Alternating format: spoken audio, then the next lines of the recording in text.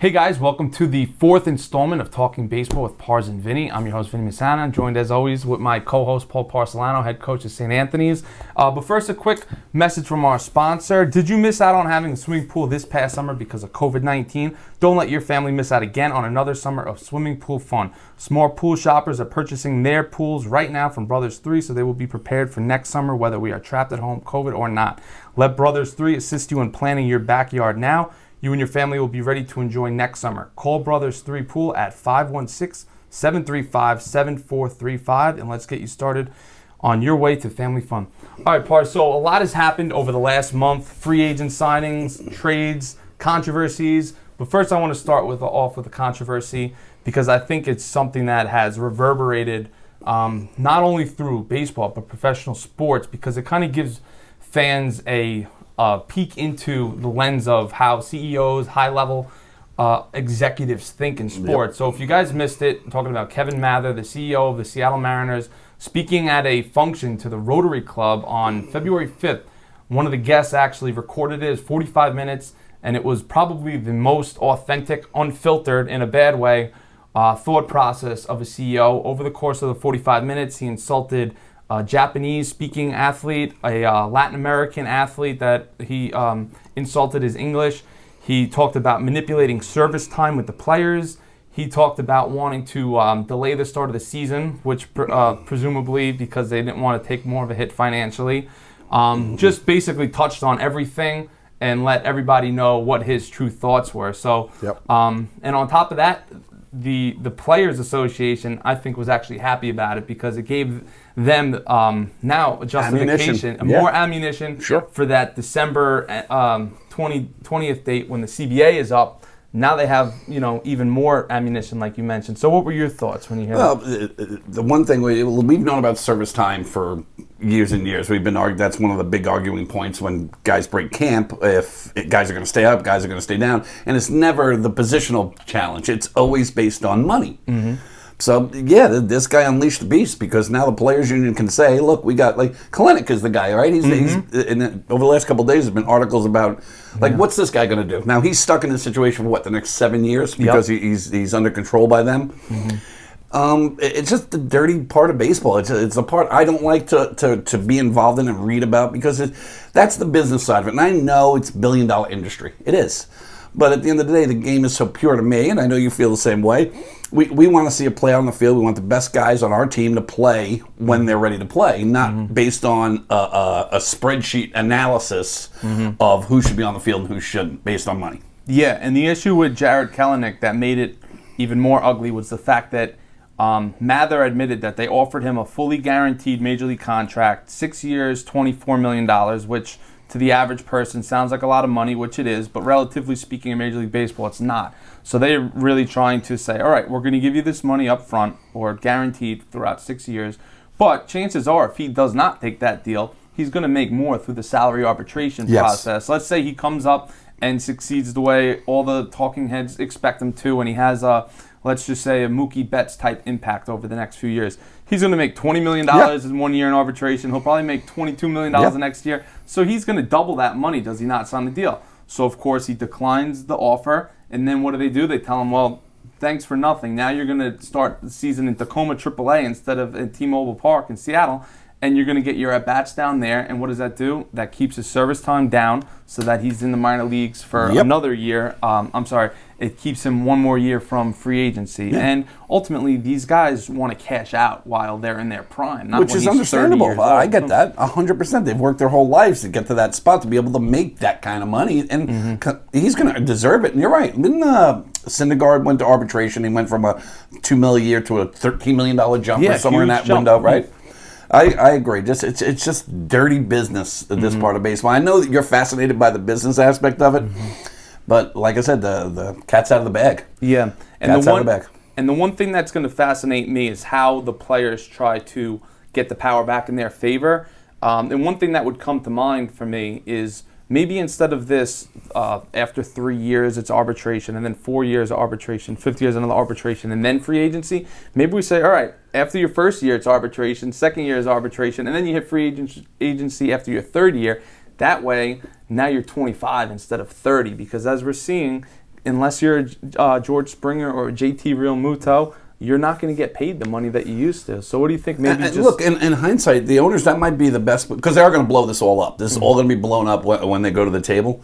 But if you think about it, like Realmuto is what, 31, 32? I think he's about 30, yeah. Right, so all these 30-year-old guys that finally get to that window where they can make that amount of money, the back end of their contract is just setting money on fire because they're not the same player. You move that kid back, the player back to 25. Now when you give them a 7-year 160, 7-year 200, they're earning it. So at 31, they're in that last year or two of that contract. He's still worth 30 mil, 40 mil a year, as opposed to he's a $4 million player making 42, a.k.a. Who's the first baseman from the Orioles who nobody ever thinks Chris about? Davis, yeah. That's a perfect example. Still you getting know? paid. Yeah, it's stuff like that. It's yeah. So now the argument against that would be that would maybe further divide the haves from the have-nots in the major leagues. Maybe the Orioles, after 3 years, aren't going to pay their best player because now they know they can't afford it. Which I would say is, well, they got to incentivize them to spend. So maybe make a salary floor. What are your thoughts on that? Because we're seeing 3 teams right now that have under $40 million salary payroll for the season, and Trevor Bauer is making more than that. Yeah, look, the Mets are in that top, we're over 210 now, I think we're at somewhere in that window in the $40 million team. But look, that's been like that for decades. It's small market teams get small market money, but they got to have some type of, like the NBA does, some sort of revenue sharing to a certain extent where they're all getting a piece of the pie, where you can give the Orioles, the Rays, the Pirates, money to bump their salary up into that, because I think it takes 140 to 180 to kind of compete in the major leagues. 40 million isn't going to cut it, man. You're going to watch 70 dudes all summer long rotating back and forth from AAA and Major League Baseball. Yeah, some of these teams actually, their highest paid players aren't even playing for them because they, in some cases, I'm trying to think of the latest example. Well, Colorado's an example, right? Yeah, Colorado. So they're going to be paying Arenado. He's the highest paid player for them, but he's not on their team. And in my opinion, that's garbage. It's garbage. How do you sell that to your fan? Why is anyone going to go to their game? They're not committed to winning. Taking advantage of your fan base that will watch every game anyway. Yeah. And on the other end of that, you have some teams that are all in on winning. You got the Dodgers, the reigning champs. You have the Mets at 200 Padres. million. Yeah, the Padres. You have the Yankees. There's certain teams that are actually committed to putting a winning product on the field, which I like. And speaking of the Dodgers, that brings me to the next point. I wanted to touch on Trevor Bauer's free agency. The last time we did this, seemed like he was getting close. Yep. Teased it for a while, and it definitely rubbed me the wrong way how he went about it. It seemed like to me he wanted it to be like a LeBron James-esque decision. He did. Except he's not LeBron James. We saw that MLB.com put out their top 100 players. He was like in the middle of the pack, basically, and he's the highest paid player in baseball right now. So he wanted to create like this entertainment, this high level of entertainment branding to it, and he's just not that type of player. And so what did he needed to have a second team. So he brought the Mets into it. Played, wow, conspiracy theorist. I like it, Vin. Yeah, keep going. Yeah, you're right, though. You're right. He brought them in. He got the fans pumped up. Like it or not, some people didn't like it. But because he could have picked the Pirates or the Blue Jays or he could pick the lower team. He picked the Mets, the East Coast version of the Dodgers. Yeah, so he put two teams together, financial heavyweights right now. That sounds weird to say. The Mets are in that realm right now. The two teams that were willing to pay him $80+ million over 2 years. Even sold Mets merchandise on his website, which I didn't know. He said it was an accident, and it came out. It's not my fault. I was going to get to that. So he puts it on his website at about noon on a Friday. So all the Met fans, Twitter starts going into hyperdrive mode where, we're going to have Bauer and DeGrom 1 and 2 in the rotation. Mm-hmm. He takes it down shortly thereafter, which I assumed it was an oversight on an intern's part. Next thing we know, he's not signing with the Mets. He's going to the Dodgers. Mets fans were furious. Now everybody was, because either you wanted him and you were furious that you didn't get him, or you just hated the way he went about it, which I personally don't like the way he went about it. I thought that was the ultimate troll move. Now, in his defense, he did great use of troll, because that's what it was. It was like second level trolling. I didn't know anybody was capable of that, honestly. That's why I was in my mind was in a pretzel. Sunday night, the night of the Super Bowl, he issues an apology. It seemed very genuine to me. Said that basically he had Mets and Dodgers apparel ready to go and hadn't made up his mind. Somebody on his team, I use that lightly, I don't know if that's a family member, a friend, somebody that works for him, posts the Mets stuff on the website, and he says he was embarrassed, but at the end of the day, He got people talking about him. He made his money. We didn't and see now him he in a might win Met a World hat a Series. couple of weeks prior to. Was he wearing a Met hat Yeah, with he his was arms he exposed, was holding talking other hats, about but he had the Steve Met hat Cohen, on? Yeah. Look, he's a branding guy, and look, I don't slight a guy trying to take advantage of this small window because pitcher's shelf life is very similar to an NFL running back, more or less. Unless you're who's a running back for the Jets that's been around for 30 Frank decades. Gore. Yeah, Frank Gore. But I get that. But at the end of the day, that I don't think that was a mistake in putting the merchandise stuff up. It's just a game. He played the game. He got what he wanted, and now he's got some salt on him because wherever he travels around all these major league cities, especially when it comes to New York, he's going to be John Rockard. You know what I mean? And he tried to put out that fire by donating to a charity and apologizing. And the apology, he apologized, so you got to give him that. But at the end of the day, Met fans see right through that stuff. We're real fans. We know what that was all about, and he's still going to get destroyed when he comes to Citi Field. It's just going to be. Yeah, there is like real vitriol towards him right now. Without a doubt. And over the years, there's been a lot of like nemesis. The Chipper Jones. Guys that just Met fans didn't hate Chipper Jones. We didn't like it because he was so darn good and he was clutch, and those were great teams. That was going to be my point. So there's guys that have absolutely annihilated the Mets, the Pat Burrells, the Chipper Jones, but the people in that pantheon of like hatred are the ones that made it personal. Chase Utley made it personal when he tried to break Ruben Tejada's leg. John Rocker when he insulted every New Yorker, and now he's on that list of guys that we don't just want him to fail, but they want him to be humiliated, basically. Yes. And it's going to be interesting because obviously the way with the unbalanced schedules go, he's only going to come here once. It is possible that he doesn't even get on the mound, but if he does, he also has to bat too. I'm kind of curious if Dave Roberts, if that would be a thing. Like, say you're playing the Mets and you're on that East Coast swing, and you have a chance to push him back to keep him away from that environment. Yeah. I'm curious if that would play out that way. If Trevor would say, no, I want the ball at Citi Field. I don't know his makeup. I've only watched him pitch on television. I haven't seen him on a regular basis. Is he that guy? Because that would take courage. Like Syndergaard took the ball to drill Utley, threw behind him, turned into an absolute circus. Yeah. The reason why does Trevor want to be that guy? I think he does. The guy graduated high school early so that he could get to college in the spring of 2009 versus the spring of 2010. He bet on himself in free agency. I think that if he has the courage to, not sign until February and to like really bet on himself, I think that that's probably what it takes, that level of gravitas. But at the same time, maybe the manager steps in and says, no, you're a $40 million a year pitcher. We're not risking Syndergaard throwing. Because Syndergaard would be that guy. Oh, yeah. Syndergaard, I think Stroman would. Jacob wouldn't have to. You just throw it right through him. But I agree. And what if he starts doing all the demonstrative stuff at Citi Field, up 3-1 in the sixth inning? I'm watching him stomp off the mound, barking at the crowd. Yeah. But he set himself up for this. He got his money, so we get to enjoy the after effects. Yeah, and then as far as actually the performance on the field, let's take out the Mets aspect. He has to live up to pretty lofty expectations right now. The best player in the game, Mike Trout, isn't making $85 million over the next 2 years. So he has a target on his back.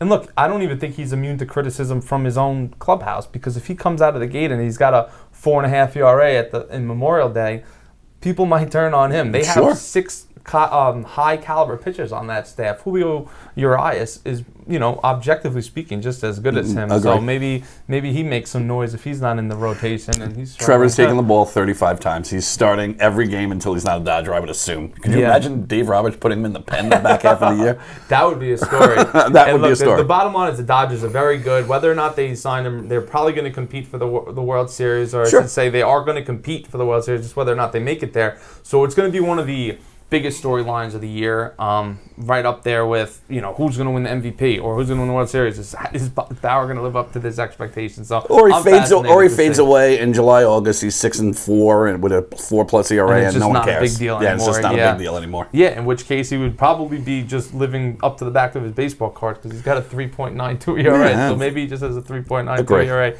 So so those are the two biggest storylines that we wanted to talk about since we last had an episode. The other thing I wanted to kind of shift gears a little bit, and this is something that they've done on various shows in the past, and I just wanted to hop on the fun. If you could be at 5 games or 5 moments in history, Major League Baseball, obviously ones we have not been at, where would you be? So I'll let you go first. Lead it off here. Well, if you want to go one for one, the first one's Game 6, '86. Obviously, I watched it, but I was in college and I was watching it with my girlfriend upstate because I had to go see her family. No disrespect to her family. Oh, way upstate. Maybe Rye. It was upstate. I remember I had to leave CW Post to go upstate that weekend, and I knew Game 6 was on. I think it was a Saturday night. And I watched it on the end of a fold-out kind of couch where they put us to set up because it was an in-law thing, whatever the deal was. And I watched it with her sitting behind me. I watched Game 6 by myself as a diehard Met fan, as a college freshman. So I wish I was at that game. That's number one. At least it was a Saturday night, so anybody of all ages made it their point to watch that. Yes. It was Monday night. Well, Monday night was probably Game 7 of the World Series. I think, Game 7 that rained out, and then they played it the next day. Wow. They had a rain out, and then they played it the following, I think, Monday, like the day after. Interesting. So for me, my biggest moment is something that was probably one of my earliest memories of baseball, is the Grand Slam single with Robin Ventura. For those unfamiliar, I mean, I don't know if you could get, just from a theatrical standpoint, a better baseball game than that. It's the 15th inning, bottom of the 15th inning. The Mets are trailing by 1 run against the Braves. They're down 3-1 in the NLCS. Yep. Sean Dunston gets up in the pouring rain. I don't know if it could have rained any harder than that. It was an absolute deluge. He has a 10-pitch at bat against a rookie. I don't know how the Braves had any confidence in a rookie throwing strikes in that spot. So 10-pitch at bat, walks. He ends up, I think he stole second. Anyway, the Mets get the bases loaded. Robin Ventura, who I think he's about second or third all time in Grand Slam, so he's comfortable in that spot. Yep, we were confident. Yeah, and I remember in the interview after the game, he basically said he wasn't nervous because all he had to do was hit a fly ball. And McGlinchey, who was a pitcher, was struggling with his command. He fell behind in the count. Ventura gets a fastball up, turns on it, goes over the fence.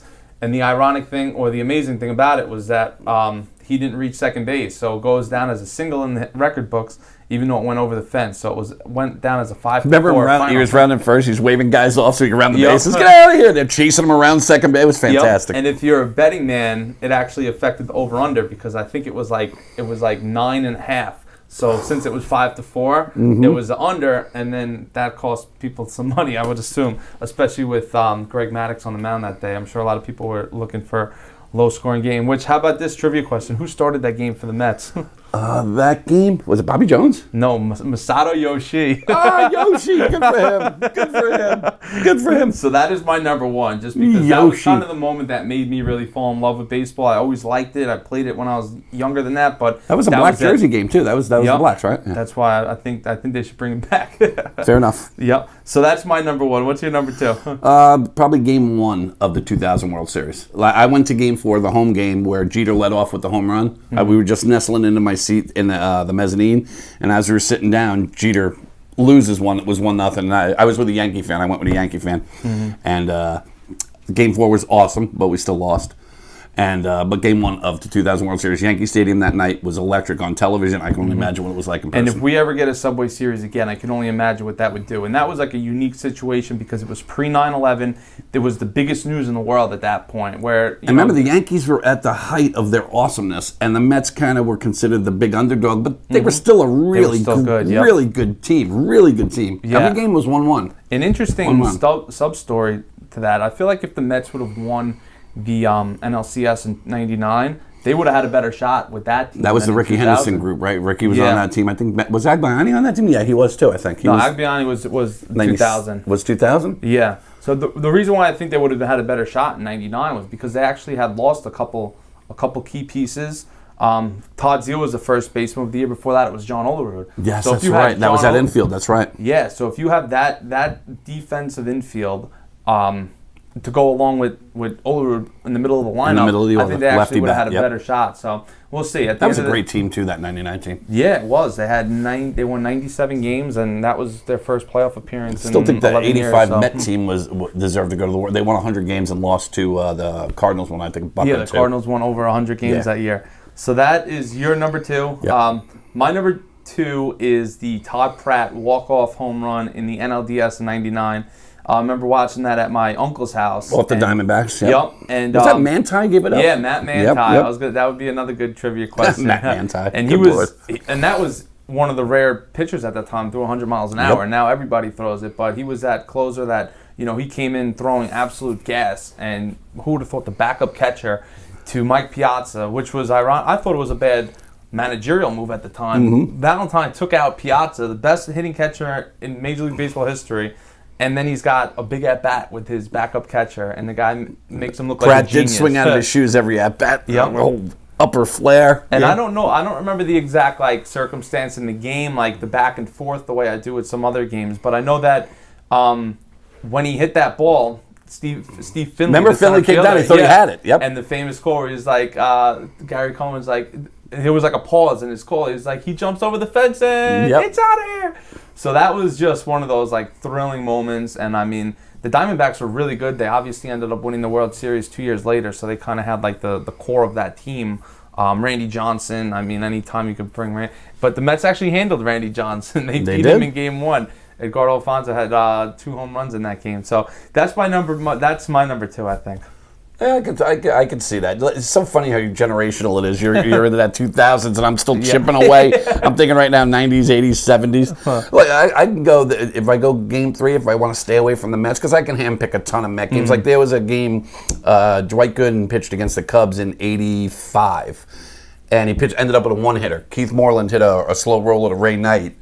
And Ray Knight just couldn't get the ball out of his glove. It was kind of a routiner, but it was kind of a slow roller. And it was the only hit of the game. He was that dominant. No one even made hard contact. For 9 innings, it was a 16-strikeout gem and ended up being a one-hitter. And I was watching it on TV, and he was so absolutely dominant, just blowing dudes away, that I would have loved to have been to see that live because that's the most dominant pitching performance I've ever watched. 9 innings, he was just, I think it was 16 Ks, 1 walk, and 1 soft rollover to Ray Knight that he just couldn't make a play on. I think it was like the 7th inning. And a side note on that, it's amazing what all the pitchers, the great pitchers that the Mets have had in their history, they have like 45 one-hitters and 1 no-hitter. I mean, that's got to be one of the most remarkable things in sports, that a team that's known for their pitching can only get 1. And of course, it was in 2012, so it wasn't even like it was during like a suppressed era of offense.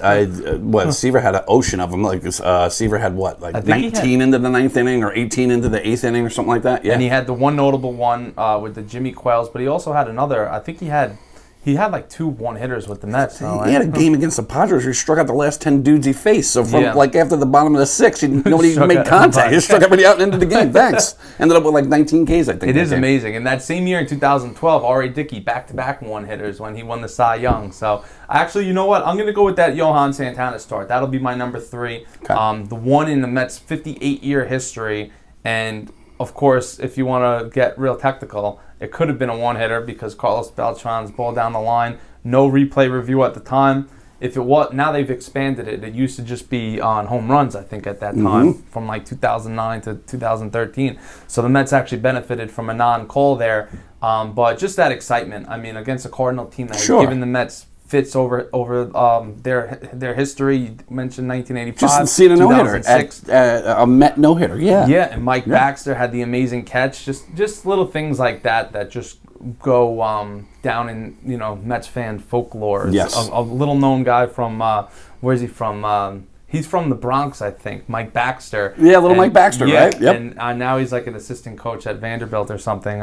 Makes an amazing catch off the bat. It definitely separates his shoulder. Never plays again. He basically sacrificed his career for the Mets. So that's my number 3. What's your number 4? Yeah, I'll go. There's so many, but I'm just going to go. One I actually went to was the very first game Strawberry came up, and we knew he was coming up, and I remember we got tickets and I was there for the very first time with him in a Met uniform with his name on the back, and there was maybe 14,000 of us there. And I remember the usher let everybody kind of go down to the lower levels and seeing him come out of the dugout.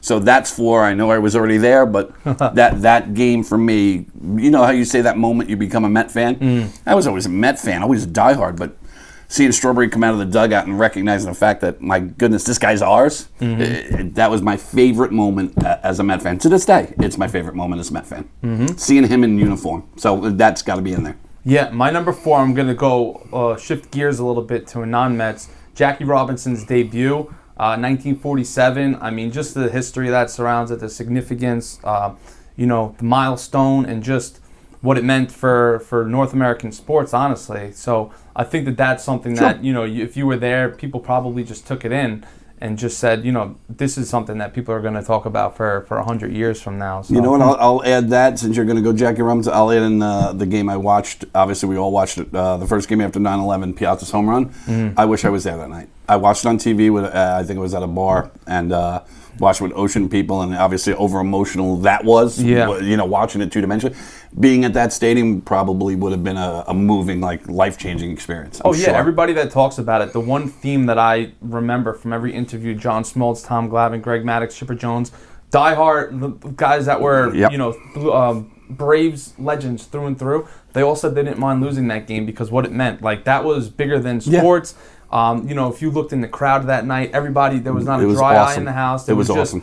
It was just something that was bigger than the game. I remember, who was the one that at the 7th inning stretch sang, Liza Minnelli came out and she sang, and Bobby Valentine was dancing with her, and it was just an unbelievable just everything. moment. And they had the bagpipes there as well. It just Mike Piazza with the game-winning home run. The human experience of that game. Yeah. And Steve Carsey, I believe, went to Christ the King. Yes, which is where my parents went to. Straight as a string fastball, Big Mike. Go on. Yep. In my number 5, I'm going to go with 2011, the World Series, David Freese walk-off home run. They always replay that game on the MLB Network. It will, what was amazing about it was that the Rangers had never won a World Series. They still haven't. And they were one strike away 2 different times in that game.